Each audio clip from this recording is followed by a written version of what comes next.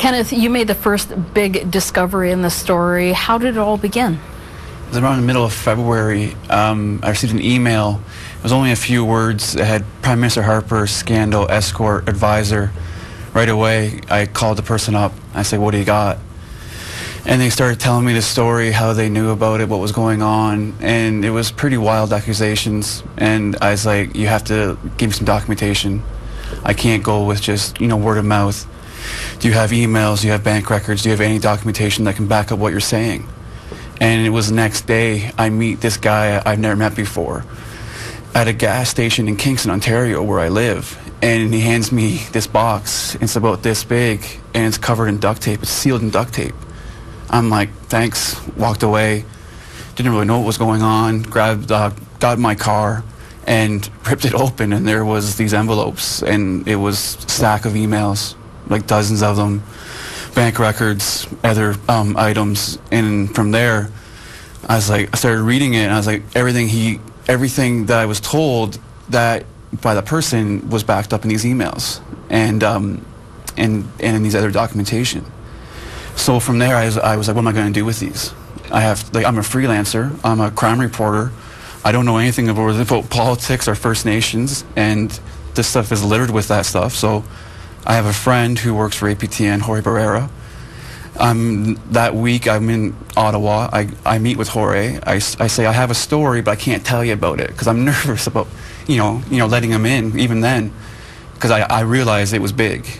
From the get-go, I saw that this had the potential of being huge.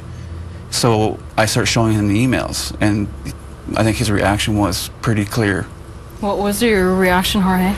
Well, when he showed me the the emails, I knew that there was a story there, and I started talking to him about let's try to figure out how we can do this for APTN, and starting to lay the groundwork on how we can do this. The moment that he showed me one of the emails and I read it, I knew, at that moment that we had to dig into this and see where it led. So how did the investigation begin? What did you do? Well, we were trying to figure out how it would start and trying to figure out how we would, go about verifying this sort of information. So we initially thought about, maybe trying to see if, basically, we tried to track down where Mr. Carson lived, see if we could get a visual of him and Ms. McPherson. But in the end, it was an email that we sent to the company asking them to come in so they could talk about their company. And 10 minutes after I sent that email, they responded, and we set up a meeting, and the meeting included Mr. Carson, the president of the company, Patrick Hill, and Ms. Christine McPherson. So you started verifying the facts that you had received right away, and then of course you got in touch with our investigative executive producer Paul Barnsley, and it all began from there in breaking the story. Kenneth, what were you doing while all this was taking place? I was basically on behind the scenes, or kind of just guiding it, making sure everything was falling into place where it needed to go. I had a plan for the story. I clearly wasn't going to be the face of it. I don't work for APTN. I was a contractor. My part in this was guiding everything into place, and it was the email, making sure that Jorge was on top of this, on top of that, just basically work side by side. Where Jorge's face was, I wasn't too far behind him. I was there the whole time. Yeah, certainly there's a lot of trust involved, absolutely, with a story like this. Before, Bruce Carson was busy opening doors on behalf of an Ottawa water company. He was a valued advisor in the Prime Minister's office. But now that information has surfaced about Mr. Carson's past, some of the questioning how he ever obtained such a high-ranking position. APTN's Nigel Newlove has more. Questions about Bruce Carson's past go beyond lobbying. In the early 1980s, Carson spent time in prison and was disbarred. He also declared bankruptcy on 2 separate occasions. That makes a former CSIS agent wonder how Carson landed a job in the Prime Minister's office at all. Are there aspects of this case that might suggest that despite warnings from security officials, the Prime Minister's office went ahead and hired an individual who might be a risk on various levels. Harris wonders if that's the case, whether there may be other security risks within government. Are there other individuals in or around the Prime Minister's office or other areas of political governance who might show similar vulnerabilities? And if so, how was it that they may have come into involvement with the government? Any person who intends on working at the Prime Minister's office must disclose information to the Canadian Security Intelligence Service. And one thing looked at is a financial statement. Harris says Carson's 2 bankruptcies would have to be put into context. Do they carry with them implications of vulnerability, including to those who might offer to help out financially, that could result in undue influence of an inappropriate kind on the processes of the Prime Minister's office and the Prime Minister? Beyond Carson's past, Harris has concerns about Carson's relationship with his fiancée Michelle McPherson and what he may have shared with her.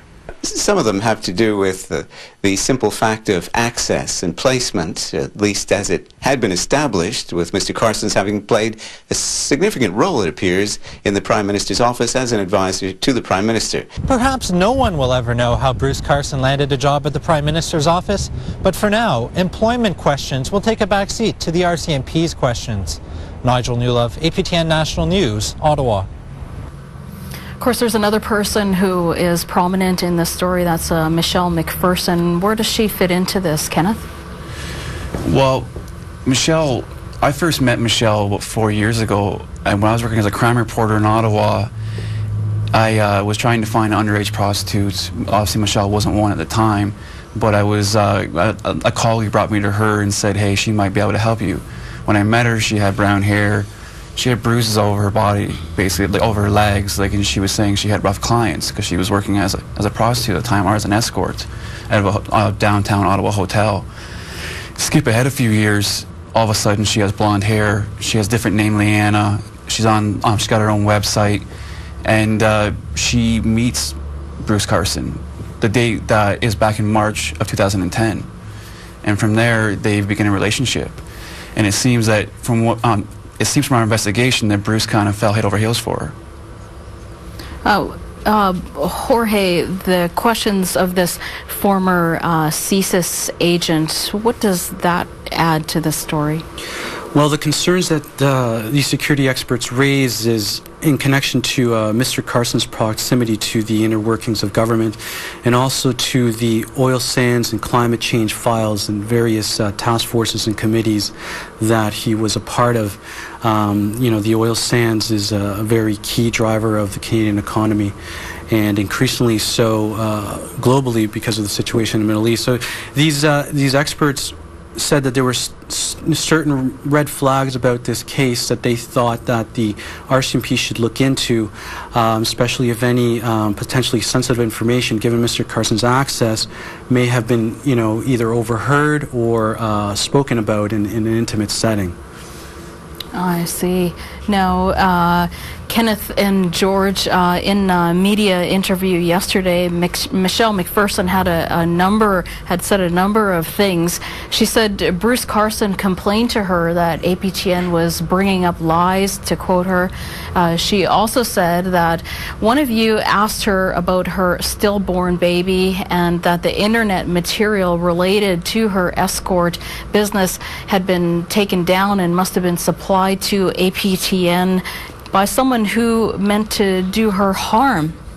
She didn't mention any specific lies, but do you have a response to that? The response to that is, from the get-go, linking Michelle to prostitution was as simple as Googling her phone number that she still uses. That phone number, by simple Google search, led us to more than one location website, multiple ads. And if you go back and you go to Wayback Machine, you can see her website that was taken down late last year. And also you see that her ads that on certain websites online show that she was working, shows that she was working as an escort up until August at least. And then it's announced that I'm going part-time. I've found something else on my personal life that I want to try, but I'm still open, I'm still available. What about the allegations about asking her about her stillborn baby? Did any of you breach that with her? No. That came up because it was in our our confrontation with Mr. Carson. I mean, this whole thing was about making sure that we weren't going to report any lies. So we had to try to confirm the relationship between Mr. Carson and Ms. McPherson, and it was one of the pieces of information that we presented to Mr. Carson to sort of ensure that we were talking about the same person. So that is why that issue was brought up. Now, if we just make sure that we're explaining ourselves fully about the internet information about the escort business. Well, if you're referring to how we found her, or the information. Yeah, we've seen the pictures of her splashed all over. There was an Industry Canada registration for a company involving her mother, and Michelle was listed on that, and her phone number was next to her name. And if you take that phone number and you just Googled, it would come up to a live website. I mean, that is why media across the country were able to find the photos that they ended up publishing and airing. It was because it was still a live website. Right, so it wasn't material that was supplied to you. No. And I think another thing we have to mention is that during this whole investigation by APTN, we learned that there was another person involved. There was a man in the shadows, like someone in the shadows, that seemed to be pulling the strings. And that person, we spoke to that person. He denied being involved. He denied any role at all. He denied being in Bruce Carson's home that he shares with Michelle. But we were able to confirm a few things. Yeah, well, we've been able to place him in the home at least 3 times. 2 times because police showed up at the home, and the 3rd time because we actually had visual of him at the home. All right, when we come back, we'll show you Jorge and Kenneth's interview with Bruce Carson when they confronted him with the information our investigation had uncovered. Bruce, you're smart now. I know you. You're just rude. Pardon me? Just rude.